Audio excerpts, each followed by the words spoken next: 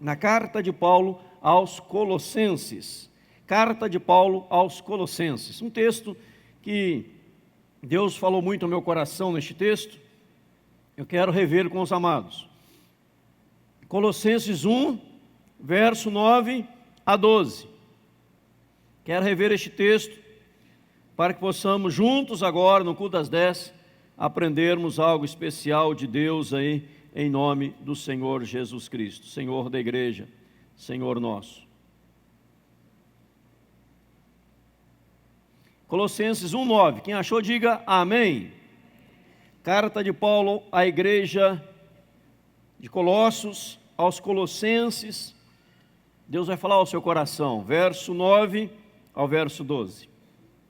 Diz-nos a santa palavra: por esta razão, também nós, desde o dia em que ouvimos, não cessamos de orar por vós e de pedir que transbordeis de pleno conhecimento da sua vontade, em toda sabedoria e entendimento espiritual, a fim de viverdes de modo digno do Senhor, para o seu inteiro agrado, frutificando em toda boa obra e crescendo no pleno conhecimento de Deus, sendo fortalecidos com todo o poder, segundo a força da sua glória, em toda a perseverança e longanimidade, com alegria, dando graças a Deus, ao Pai, que vos fez idôneos à parte que vos cabe da herança dos santos na luz.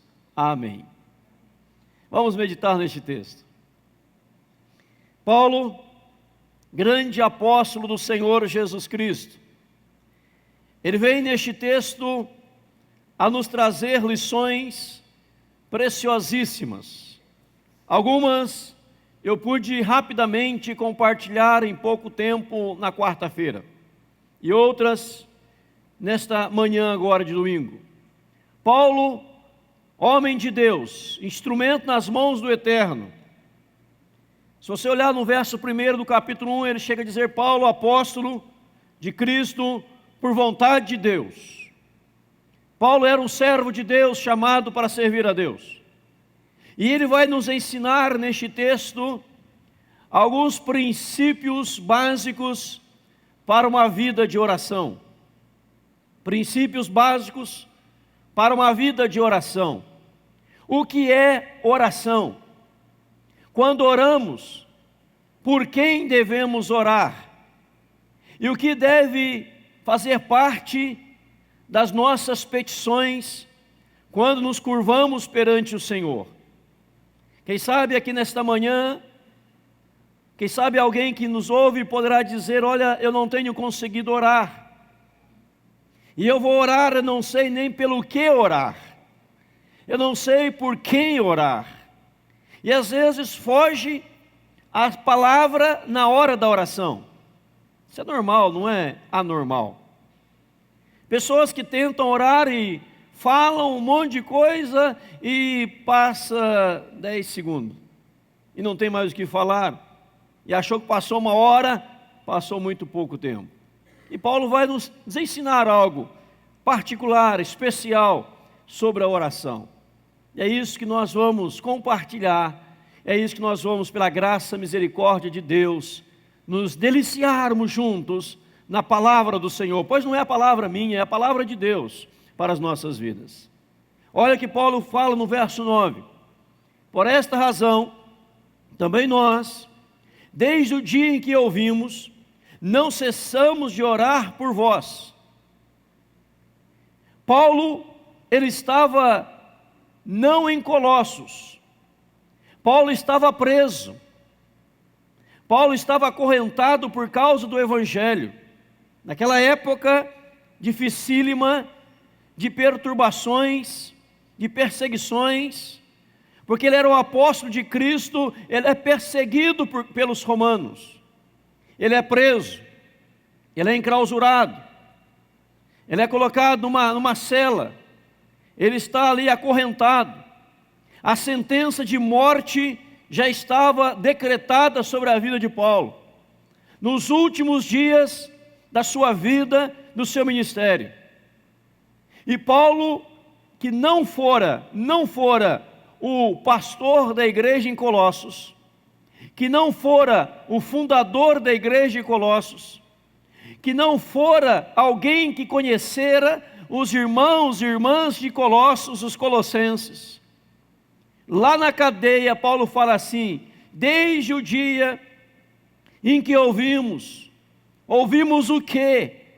O que Paulo havia ouvido? No versículo 6 e verso 7, fala que eles haviam sido instruídos na graça de Deus. O evangelho verdadeiro chegou até eles, verso 5, capítulo 1. Verso 6, a graça de Deus, na verdade, chegou até eles. Ou seja, ele ouviu, lá na cadeia, que os irmãos lá de Colossos, lá de outra cidade, haviam se convertido. Ele ouviu que aqueles irmãos haviam recebido o evangelho de Jesus.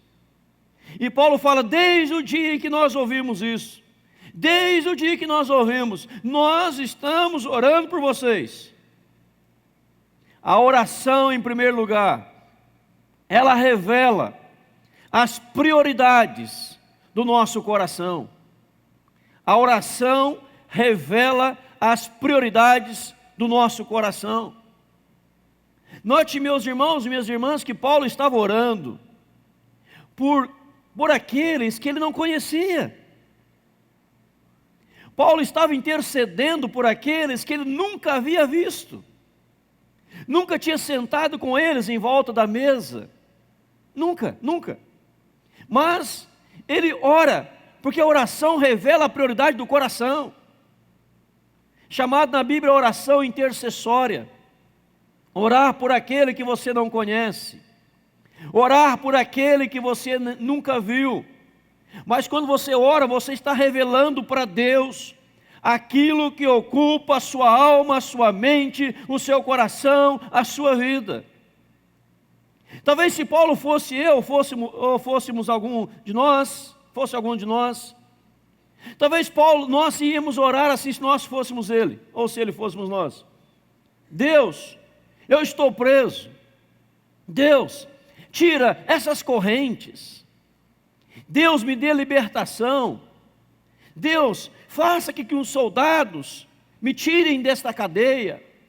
Deus, faça com que a perseguição venha acabar. Mas Paulo não ora por ele mesmo. Ele ora pelos outros. Ele ora pelo avanço do Evangelho. Ele ora pelo progresso do Evangelho. Ele ora pelo desenvolvimento do Evangelho, para que o Evangelho pudesse alcançar o maior número possível de pessoas. E as pessoas crescessem, vamos ver o conteúdo da oração já, crescessem na graça e no conhecimento de Deus.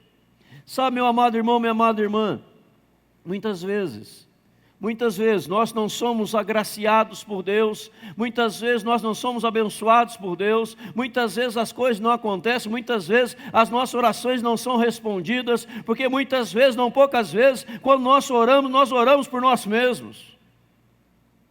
Faça uma retrospectiva na tua vida de oração, faça uma análise na tua vida de oração.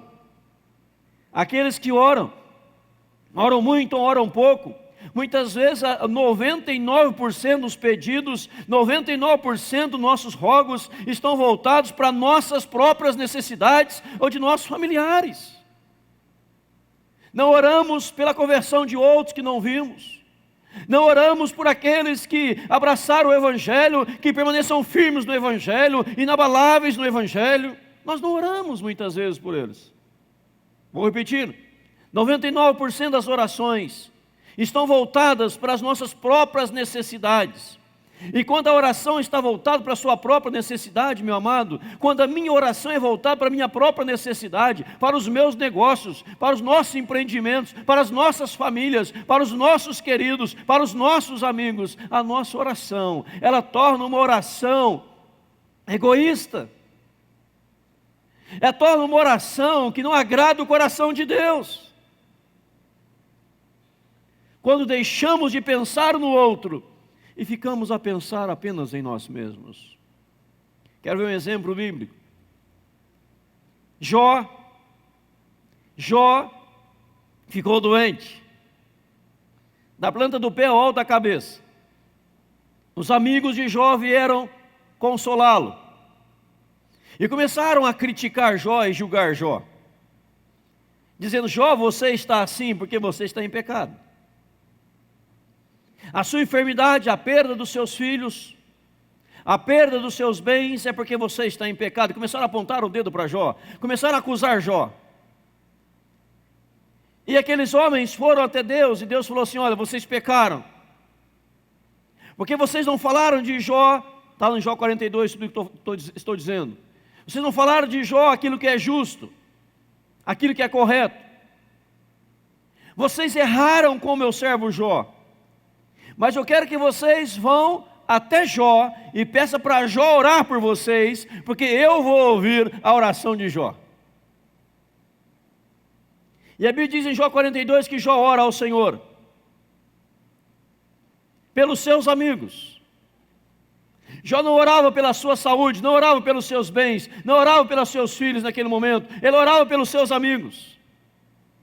Ele intercedia por aqueles que o haviam acusado injustamente. Ele intercedia por aqueles que queriam apedrejá-lo de certa forma e o apedrejaram com as suas palavras.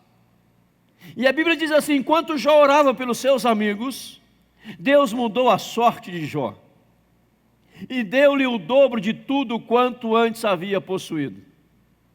Vou repetir. Enquanto Jó orava pelos seus amigos, Deus mudou a sorte de Jó e deu-lhe o dobro de tudo quanto antes possuía, porque ele orava pelo outro. A oração, amados, revela a prioridade do coração. O que eu quero que aconteça na vida do outro, o que eu quero que aconteça com o avanço do Evangelho, com o avanço do cristianismo. Qual é o desejo, a ânsia, a vontade do meu coração? Quando você ora, Deus vê as prioridades da sua vida. Talvez a sua prioridade seja muito mesquinha. Talvez a minha prioridade seja muito mesquinha. Estou orando há 50 anos para ter uma casa. Estou orando há 50 anos para ter um carro. Estou orando há 50 anos para ter um emprego melhor. Não é errado pedir uma casa, não é errado pedir um carro, não é errado pedir um emprego melhor, não é errado pedir um aumento de salário, não é errado pedir, não é errado. O errado é quando a oração só vira em torno disso. E esquecemos de interceder por outros. Porque se a sua prioridade na vida de oração é ter uma casa bela, um belo carro, um ótimo salário, a sua prioridade é terrena. Não há nada de espiritual na sua prioridade. Não há nada de celestial na sua prioridade.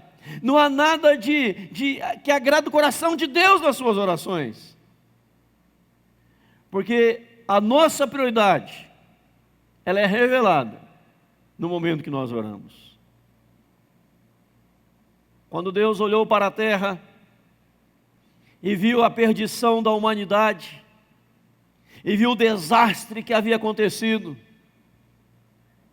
Ele olhou e enviou o melhor que tinha, Jesus Cristo. Porque Ele estava pensando na redenção da humanidade. Ele poderia ter dito: não estou nem aí, que morram todos. Ele não fez isso. Ele mandou Jesus morrer por nós. Quando Jesus orava, Ele orava e revelava nas orações a prioridade do Senhor. Quando Abraão orou por Sodoma e Gomorra, revelou na sua oração as prioridades da sua alma. Meu amado, Deus está olhando para as prioridades da sua oração. Se você que ora, você que busca, Deus está vendo quais são as prioridades. Talvez nessa manhã você vai mudar as prioridades da oração. Orar por outras coisas que nunca orou na vida. Orar por um grande avivamento. Orar por um grande mover de Deus.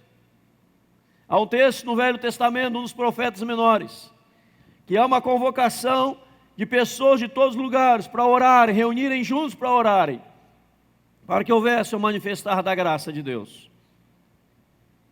Jonathan Edwards, um avivalista do passado, séculos passados, ele pregou e reconvocou uma igreja para orar durante 2 anos, por um grande avivamento. E houve um grande avivamento na vida de John C. Edwards e toda a pátria e lugares por onde ele ministrava a palavra do Senhor. Porque as prioridades da oração estavam sendo reveladas. Em segundo lugar, amados, a oração ela deve ser caracterizada também por uma atitude perseverante. Uma atitude perseverante. Olha que Paulo fala: não cessamos de orar por vós. Atitude e perseverança. Ele diz, eu repito, não cesso de orar por vocês. Talvez alguém poderia dizer aqui, quem ouviu esta palavra pela primeira vez, ou recebeu esta carta e a leu, ou ouviu a leitura da carta, dizendo, mas quem está orando por nós? Alguém ia dizer, Paulo. Quem é Paulo? Um apóstolo. Aonde ele está? Preso, encarcerado. Morte decretada. Ele vai ser morto daqui a uns dias. E o que ele está fazendo? Desesperado lá na cadeia. Desesperado lá porque vai morrer no corredor da morte. Não, ele está orando pela gente. Ele está orando e pedindo algumas coisas pela gente que eu vou anunciar já já. E essa pessoa ia dizer, mas como pode um homem assim, numa situação tão calamitosa, tão difícil, e orar com perseverança, dizer que não cessamos de orar por vocês? Amado, você tem orado incessantemente? Se eu perguntasse aqui nessa manhã, quem aqui persevera numa vida de oração? Quem aqui persevera numa vida de clamor a Deus? Talvez, passasse o microfone sem fio pelo auditório.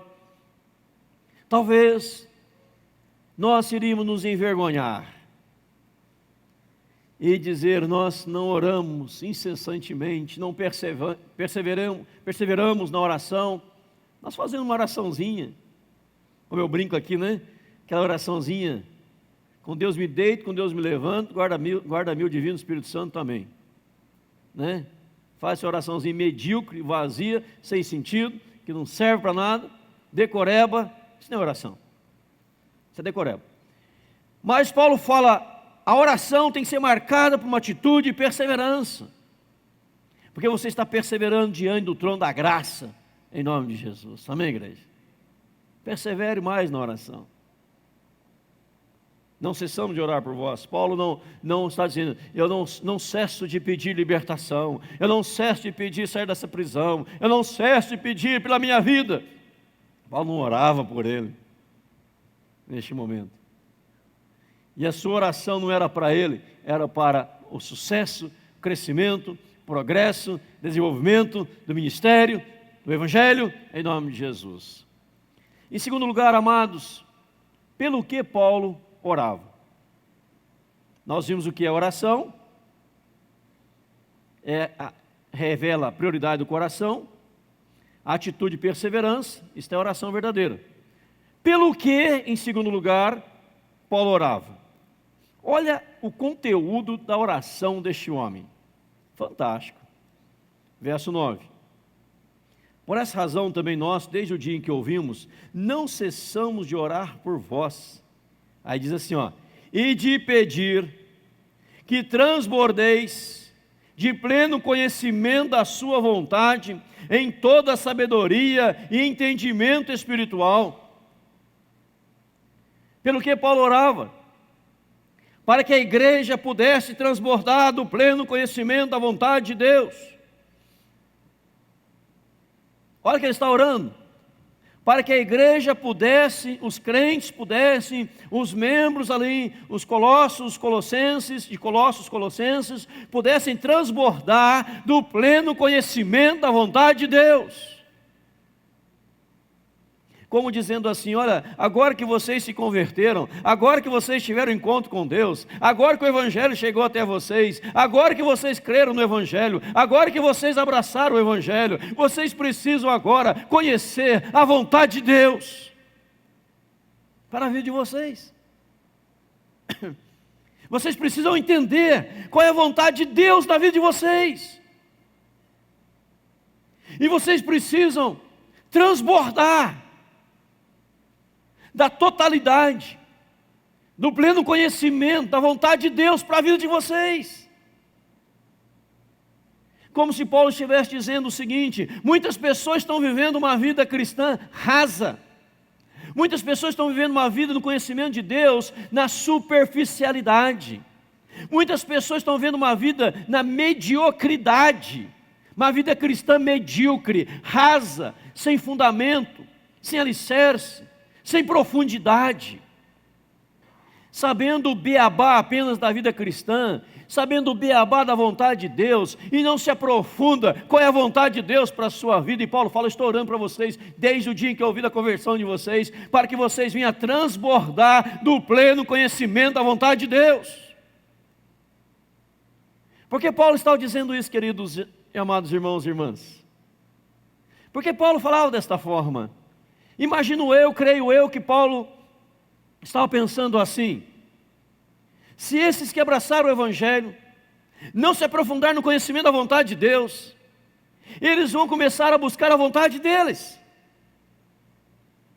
Eles vão começar a orar e achar que Deus tem que fazer a vontade deles, e não a vontade de Deus. Eles vão começar a exigir os seus direitos perante Deus. E não é isso que o cristianismo ensina, não é isso que a palavra de Deus ensina. A palavra de Deus ensina que nós temos que fazer a vontade de Deus. Jesus, na oração do Pai Nosso: seja feita a tua vontade, assim na terra como ela é no céu. É o que ensina a oração do Pai Nosso.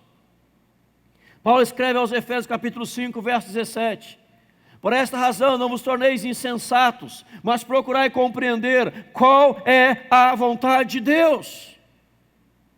E se esta igreja em Colossos, se os amados colossenses transbordar do pleno conhecimento da vontade de Deus, então algo maravilhoso vai acontecer em nome de Jesus. Amém, igreja? Meu irmão, o seu conhecimento da vontade de Deus é raso, medíocre, superficial. Muda hoje em nome de Jesus. Muda hoje. Pastor, como é que eu vou saber qual é a vontade de Deus, pastor? Como que eu vou saber qual é a vontade de Deus para a minha vida? Leia a Bíblia em nome de Jesus. Amém, igreja? Só ler a Bíblia. Só ler a Bíblia. Aqui está a vontade de Deus para as nossas vidas. Aqui está o querer de Deus para as nossas vidas. Na palavra, nas sagradas escrituras, em nome de Jesus. A vontade de Deus não vem através de revelação. A vontade de Deus não vem através de uma visão. A vontade de Deus não vem através de ouvir vozes. A vontade de Deus vem através de um compromisso com a palavra de Deus, em nome de Jesus. É isso que precisa. Ouvir a palavra, meditar na palavra, receber a palavra, ler a palavra, decorar a palavra, viver a palavra. Aí você vai entender qual é a vontade de Deus para a sua vida, em nome de Jesus. Eu quero a vontade de Deus. Senhor, me revela qual é a tua vontade. Deus fala: abre os olhos, miserável, e leia a Bíblia. Feche o olho. Senhor, revela a tua vontade. Deus fala: miserável, abre os olhos. A Bíblia está aí, leia. A minha vontade está escrito nela, em nome de Jesus. Amém, igreja? Mas se você busca revelação, se você busca ouvir vozes, se você busca visões celestiais, querubins descendo, arcanjos descendo, deixa eu lhe dizer algo: isto não vai acontecer. Eu tinha uma visão, eu tinha uma revelação. Tem que estar na Bíblia. E Paulo está orando aqui dizendo: olha, que vocês possam transbordar do pleno conhecimento da vontade de Deus para a vida de vocês. Quando ele escreve aos Romanos 12, 2, ele fala que essa vontade ela é boa. O que mais? Agradável e perfeita. Boa, perfeita e agradável a vontade de Deus. Paulo está orando, amados, para aqueles irmãos lá. Quem sabe alguém está orando por nós aqui. Quem sabe você vai orar por outro alguém. Senhor, eu estou orando para essa pessoa, transborde do pleno conhecimento da tua vontade. Ele diz no verso 9: isso com sabedoria e entendimento espiritual. Isso com sabedoria. Sabedoria e entendimento espiritual. O que é sabedoria? É habilidade para fazer as melhores coisas, com os melhores métodos. A sabedoria é o discernimento espiritual. A sabedoria é olhar as coisas com os olhos de Deus. A sabedoria, repito, é olhar as coisas com os olhos de Deus. A sabedoria referida no texto é perguntar como o Senhor faria nesse momento. Qual é a vontade de Deus nessa situação? Neste quadro da vida, qual é a vontade de Deus? Isso é sabedoria. É entendimento espiritual. É a aplicação da sabedoria da vontade de Deus, do conhecimento da vontade de Deus em cada situação, em cada área da vida, no dia a dia. Então você buscou o pleno conhecimento da vontade com sabedoria, olhar com os olhos de Deus, e você vai ter esse entendimento espiritual, diz o verso 9, para a aplicação da vontade de Deus naquela situação, naquele caso que você está enfrentando. Qual é a vontade de Deus nesta hora, para essa situação que eu estou vivenciando? Qual é a vontade de Deus? Discernimento espiritual, com muita sabedoria, aplicando a vontade de Deus, e aí você é abençoado em nome de Jesus. Amém, igreja? Paulo fala como transbordar sabedoria e entendimento. Esta busca intensa, maravilhosa, poderosa de Deus. Senhor, eu quero saber a tua vontade, mas eu quero vivenciá-la em qualquer área da vida, em nome de Jesus. Que não adianta nada a pessoa falar que sabe a vontade de Deus e não aplicá-la. Não tem entendimento espiritual, nem tem sabedoria. Quando você tem sabedoria, entendimento espiritual, você conheceu, você está aplicando na sua vida, em qualquer área da vida. Eu sei que Deus quer, mas eu quero tal coisa. Está errado. Está errado. Eu sei o que Deus quer e busco sabedoria e entendimento espiritual para viver o que Deus quer. Porque alguém no centro da vontade de Deus, ele está num lugar seguro. Fora do centro da vontade de Deus, está num lugar perigoso. Eu citei aqui na pregação de domingo passado à noite, no segundo culto, aquela experiência de Archibald Green Simonton, que chegou ao Brasil em 1859, dia 15 de agosto de 1859, que fundou aqui no Brasil a Igreja Presbiteriana, que é a nossa igreja, mais de 150 anos. E ele, filho de um grande médico, um homem muito conceituado nos Estados Unidos, de grandes posses. E Simonton, que estudava para ser advogado, exercer a carreira jurídica, ele ouvia um dos seus professores ministrar. E Simonton sentiu o chamado de Deus para vir ao Brasil e começar a Igreja Presbiteriana no Brasil. 15 de agosto ele chegou, 1859. Não sei se alguém aqui ouviu na Baía Guanabara naquele dia. Estava por lá. E foi dito para Simonton, você vai trocar o conforto dos Estados Unidos pelo desconforto do Brasil. Você vai trocar as facilidades que nós temos aqui, os recursos que nós temos, para uma pátria sem recurso algum, que imagina lá em 1859, como era. Você vai trocar a nossa segurança pela insegurança. Simonton disse o seguinte: não existe lugar mais seguro do que o centro da vontade de Deus. E se essa é a vontade de Deus, eu vou fazer, estou pronto para praticar. Porque o lugar mais seguro da terra é quando alguém está no centro da vontade de Deus. E ele veio, exerceu o seu ministério, organizou a primeira igreja presbiteriana, um seminário, instituições e por aí vai. E hoje nós somos fruto do trabalho de um homem que desejou estar no centro da vontade de Deus, em nome de Jesus. Com seu trabalho, José Manuel da Conceição, que era padre católico apostólico romano, se converteu ao Evangelho, abraçou o Evangelho de Jesus Cristo e foi ordenado pastor da Igreja Presbiteriana. Foi o primeiro pastor presbiteriano brasileiro, José Manuel da Conceição, que era um ex-padre, que conheceu o Evangelho puro, cristalino de Jesus Cristo. Depois vieram Aníbal Borges, outro padre que se converteu, e tantos outros, diz a história. Mas porque alguém estava vivendo no centro da vontade, com discernimento, com sabedoria, em nome de Jesus. E o verso 10 fala assim, a fim de, olha a oração, o conteúdo da oração, a fim de viver de modo digno do Senhor, para o seu inteiro agrado, frutificando em toda boa obra e crescendo no pleno conhecimento de Deus.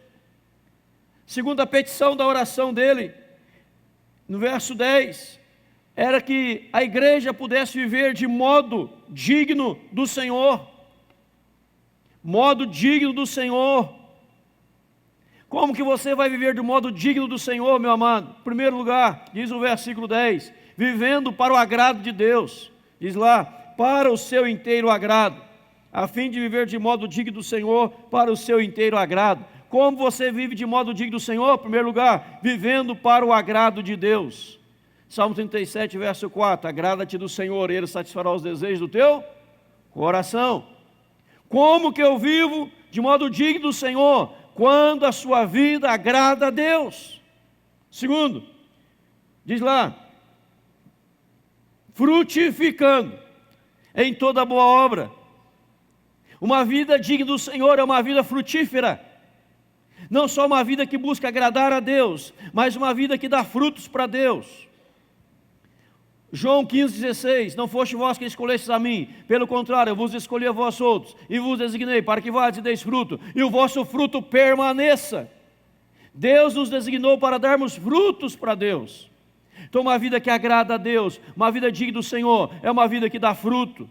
O que é dar fruto? Manifestar os frutos do Espírito Santo, conforme Gálatas. E é também ganhar almas para o Senhor, frutos do seu trabalho, almas, vidas perante o altar de Deus, em nome de Jesus. Terceiro lugar, ele diz assim, crescendo no pleno conhecimento de Deus.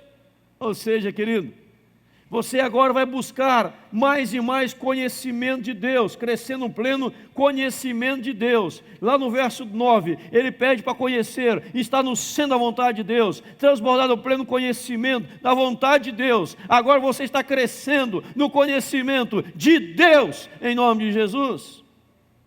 Você está sendo mais íntimo de Deus, mais próximo de Deus. Você deixa a mediocridade espiritual, o vazio espiritual, aquele momento de superfície, e você busca profundidade no conhecimento de Deus, em nome de Jesus, para chegar a dizer como Jó, eu te conheci só de ouvir, agora os meus olhos te veem.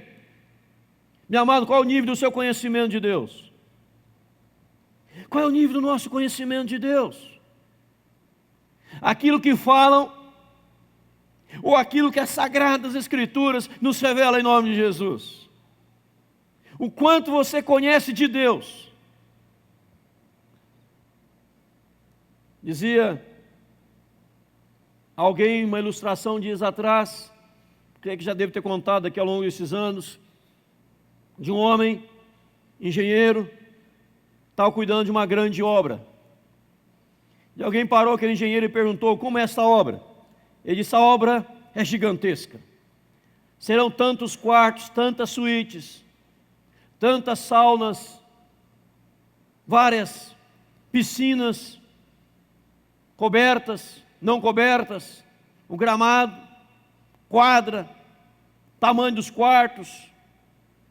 Foi relacionando os detalhes minuciosos da obra. Era uma obra gigantesca. E após aquele ouvinte ter ouvido tudo aquilo, ele fez uma pergunta. Escuta, obra magnífica, mas quem é o dono dessa obra? O engenheiro respondeu, o dono eu não conheço, só conheço o projeto da obra. Tem muita gente assim na vida cristã, conhece o projeto de Deus, mas não conhece a Deus, que é o dono desta obra, em nome de Jesus. Não adianta que você sabe da igreja, que você sabe do Evangelho, que você sabe da obra de Deus, como ela vai, como ela foi, como será. Que precisa é o conhecimento do dono da obra, que é o conhecimento de Deus, em nome de Jesus. Paulo fala aqui, crescendo ao gradativo, crescendo no pleno conhecimento de Deus. Meu amado, você conhece mais de Deus hoje do que o dia que você chegou nessa igreja. Você conhece mais de Deus hoje que no dia que você se converteu. Você está mais íntimo de Deus do que do dia que você teve um encontro com Ele. Paulo está orando. Olha, amados, essa é uma oração. Verso 11: sendo fortalecidos com todo o poder, segundo a força da sua glória, em toda perseverança e longanimidade. Olha aí que ele diz. Qual outro pedido da oração dele? Enquanto você persevera, com paciência, você é fortalecido pelo poder de Deus e pela força da sua glória. O que ele está dizendo, irmãos? Enquanto vocês estão perseverando nessa caminhada cristã, enquanto vocês estão vivendo este cristianismo maravilhoso, enquanto vocês estão sendo longânimo quer dizer paciente. Estou sendo paciente. Estou sendo paciente, longânimo. Enquanto você é longânimo e paciente, perseverante na obra, Deus vai te fortalecendo com o seu poder em nome de Jesus. Quando Paulo escreve a Timóteo, na segunda carta a Timóteo, capítulo 4, Paulo fala que ninguém foi a seu favor, todos o abandonaram, mas ele fala assim: mas o Senhor me assistiu e me revestiu com forças, para que através de mim o Evangelho fosse plenamente cumprido e pregado a todas as pessoas, e os gentios ouvissem. Olha o que Paulo fala: embora abandone de muitos, ele persevera, ele fica firme, e por ficar firme, queridos, Deus o revestiu de força em nome de Jesus. Você quer hoje a força de Deus para a sua vida? Diz o versículo 11: sendo fortalecidos com todo o poder, segundo a força da sua glória, em toda perseverança e longanimidade. Ou seja, você está perseverando, está sendo longânimo, Deus vai te fortalecendo em nome de Jesus, amém? Aí diz: com alegria, dando graças ao Pai, que vos fez idôneo, a parte que vos cabe da herança dos santos na luz. Ele termina, concluindo a sua oração, dizendo no verso 12: com alegria, final do 11, dando graças ao Pai que vos fez idôneos, a parte que vos cabe da herança dos santos da luz. O que Paulo está dizendo na oração? Com muita alegria, querido, sabendo que há um lugar reservado para vocês na mansão celestial. Há um lugar reservado para vocês lá no céu. Há um lugar reservado para vocês. Vocês foram feitos idôneos à parte que vos cabe da herança dos santos na luz. Então, com alegria, a tua pátria está no céu. Com alegria, vocês vão caminhar nessa terra, sabendo que o céu está garantido pelo sacrifício de Jesus na cruz do Calvário. Então enchem-se de alegria, continue esta batalha, e que Deus os abençoe, porque a herança dos santos vos está guardada, e os sofrimentos do presente não são para ser comparados com a glória a ser revelada em nós, em Cristo Jesus. Amados, vejam que Paulo está orando. Você já fez uma oração com esse conteúdo? Já fez uma oração com esse conteúdo? Vossa oração é: com Deus me deito, Deus me levanta, guarda-me, o Divino Espírito Santo, amém. Você fez uma oração com esse conteúdo? Vocês acham que essa oração agradou o coração de Deus? Reveja as suas orações. Reveja pelo que ora. Revele a Deus as prioridades do seu coração no momento da sua oração. Para encerrar, nosso tempo vai indo. Poderia falar muito mais para você, mas Paulo era Paulo, mas ele era semelhante a nós, em tudo, não era diferente de nós. Ele não era um extraterrestre, era igual a você, carne e osso, mas era alguém que tinha um coração nas coisas de Deus e em Deus. Você pode ser igual a Paulo. Quando você for orar, que a partir de hoje, A minha oração, quando você for orar a partir de hoje, é que a sua oração seja diferente e tenha conteúdo nela, em nome de Jesus. E quando Deus ouvir, Ele possa dizer: estou feliz com esta oração. Ele não está orando por ele, está orando por alguém que ele não conhece, pedindo que aquela pessoa transborde no pleno conhecimento de Deus, que aquela pessoa viva para o agrado inteiro, o agrado de Deus. Ore pelos recém-convertidos, ore por aqueles que vão se converter, ore por aqueles que ainda não batizaram, precisam se batizar. Orem, orem por pessoas do outro lado do mundo, orem. Deixe as suas prioridades, coloque as prioridades do reino em primeiro lugar. Aí Deus cuidará das suas coisas, em nome do Senhor Jesus Cristo. Para encerrar, o pastor me confidenciou um tempo atrás de uma igreja grande, mais de 5.000 membros, na sua igreja, e tinha um ano lá, passou, que aquele ano foi um inferno na vida da igreja, inferno, expressão dele, só problema, só dificuldade, todo dia resolvendo problemas, todo dia encrenca. Aí um dia eu falei: chega, não vou ficar preocupado com essas coisas, vamos evangelizar. Saiu evangelizando, ganhou muitas almas para Jesus. Que às vezes os problemas vêm para tirar o teu alvo, roubar a tua visão, tirar você do alvo, daquilo que Deus estabeleceu para você, e você fica preocupado com os problemas, esquece de fazer o essencial. Então não esqueça o principal, em nome de Jesus, e Deus vai te abençoar, vai nos abençoar, em nome de Cristo. Amém, irmãos?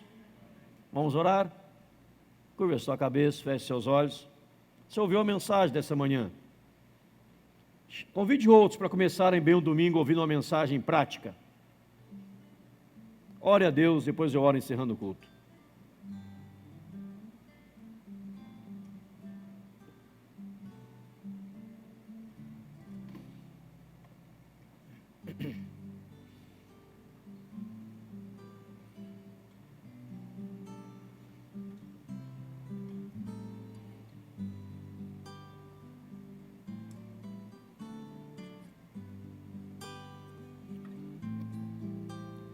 Pai querido, em nome de Jesus, ensina-nos, ó Deus, a orar. Não sabemos orar como convém, Senhor, mas o Espírito intercede por nós. Mas não é porque o Espírito intercede por nós, seremos negligentes, não vamos desejar aprender a orar de uma maneira melhor, Senhor. Ó Deus, quem sabe, nesta manhã há pessoas aqui que estão sendo despertadas para uma vida de oração. Quem sabe há pessoas aqui, ó Pai, que estão enfrentando tantos problemas, Senhor, e hoje vão começar a mudar as prioridades da oração, e ao mudar as prioridades da oração, outros serão abençoados, essa pessoa também será abençoada em nome de Jesus. Quem sabe há pessoas aqui que estão brigando contigo em oração, querendo que a sua vontade seja estabelecida, que o seu querer seja feito, ó Deus, mas que hoje haja aqui uma renúncia do eu, tome a sua cruz e siga-me, uma renúncia do eu e um desejo ardente, sincero e profundo de seguir a Cristo e fazer a vontade de Jesus, e não só se aprofundar no pleno conhecimento da tua vontade, mas se aprofundar no conhecimento de Deus, do Senhor, meu Deus, meu Pai. Pai, a tua Bíblia não trabalha com mediocridade, a tua Bíblia não trabalha com superficialidade, a tua Bíblia não trabalha com a tua palavra, Deus, não trabalha, não nos ensina para vivermos uma vida espiritual rasa, mas ela fala de totalidade. Por isso o Evangelho é pregado a todas as nações. O conhecimento do Senhor é o pleno conhecimento do Senhor, é o transbordar, Senhor, conhecimento da tua vontade, em nome de Jesus. Abra os nossos olhos, desvenda. Ó Deus, abra o nosso coração, abra a nossa mente, abra a nossa alma, para que a tua palavra encontre lugar em nosso coração. Continue abençoando, ó Pai, os cultos das 10. Os próximos cultos, a graça do Senhor se manifeste, mais vidas sejam alcançadas, mais pessoas possam começar bem o seu domingo na casa do Senhor, na presença do Senhor, Pai. mesmo com as suas vontades, mas renunciando às suas vontades e submetendo ao querer do Senhor em nome de Jesus. Pai, queremos a Tua vontade, suplicamos pela Tua vontade, clamamos pela Tua vontade, imploramos pela Tua vontade, Senhor, em nome de Jesus, Pai. Às vezes situações estão adversas, difíceis, e brigando para que o Seu querer se cumpra, ó Deus, é o querer do Senhor em nome de Jesus, Pai. Como disse Ashbel Green Simon, meu Deus, meu Pai, não existe lugar mais seguro do que no centro da vontade do Senhor, em nome de Jesus. Perdoa as nossas falhas, perdoa os nossos erros, nos ilumina cada vez mais, nos inspire cada vez mais. É a oração que lhe fazemos, ó Deus, e prepara-nos para o mega culto hoje à noite, em nome de Jesus, para que a Tua graça maravilhosa possa superabundar no culto da noite também, em nome de Jesus, Pai. É a oração que lhe fazemos, em nome de Cristo, e que a graça do Senhor Jesus Cristo, maravilhoso e eterno amor de Deus nosso Pai, a comunhão e as consolações do Espírito Santo, repouse sobre os amados, hoje, agora e para todos sempre. Amém, Jesus. Amém, irmãos?